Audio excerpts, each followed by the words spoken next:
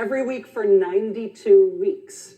Headlines like these: "The International Jew, the World's Problem," and "Jewish Jazz, Moron Music, Becomes Our National Music." And this one: "The Perils of Baseball, Too Much Jew." These headlines were splashed onto the pages of Ford's paper, which was distributed in Ford dealerships across the country.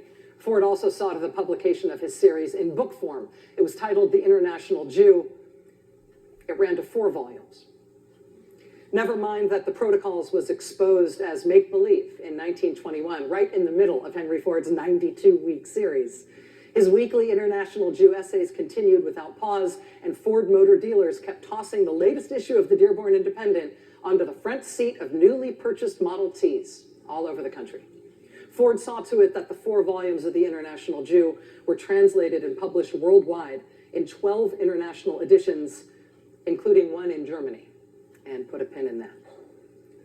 Of all the contributions Henry Ford made to this world, one of them was this: the most prolific, most sustained published attack on Jews the world had ever known. The German edition of Ford's book had landed in the hands of one particularly gifted propagandist. When Adolf Hitler's book, Mein Kampf, was published in 1925, the author appeared to lift not just ideas, but whole passages from Ford's own publications. Mein Kampf's first edition extolled Ford by name.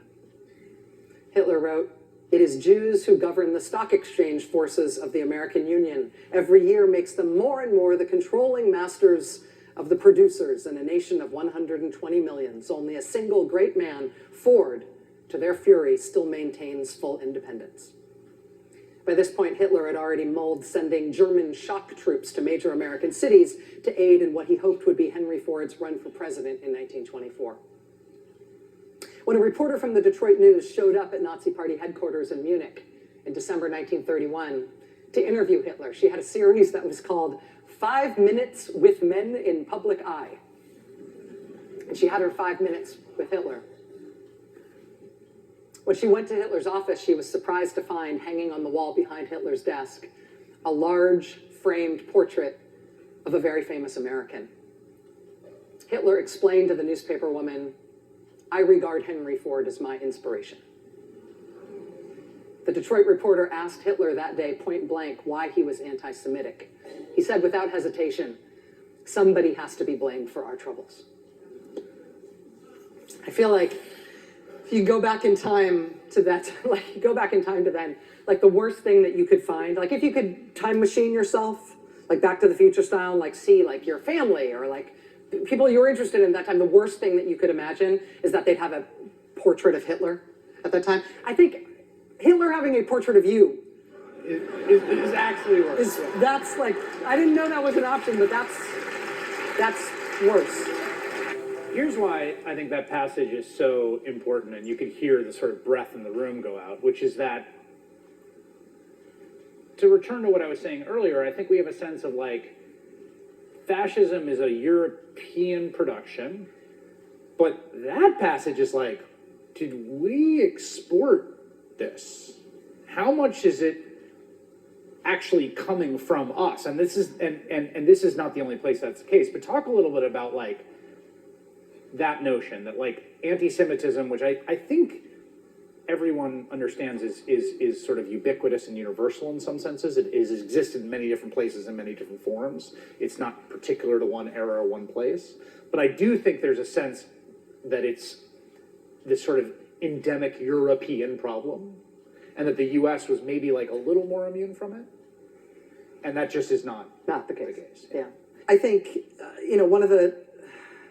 one of the things that is unsettling about the Henry Ford dynamic is the idea that it was a west to east conveyance. You also saw that at the University of Arkansas Law School.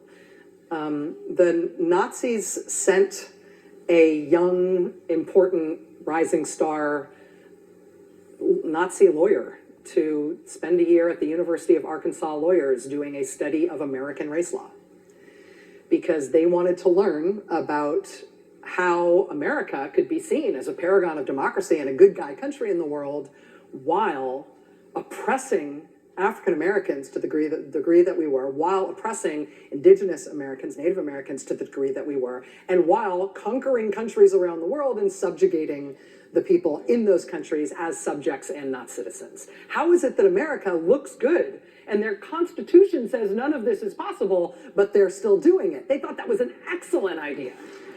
And so they sent a Nazi lawyer, Heinrich Krieger, to the University of Arkansas to do a deep study of American racist law and the way that you can have the 14th Amendment and also Jim Crow and also lynching.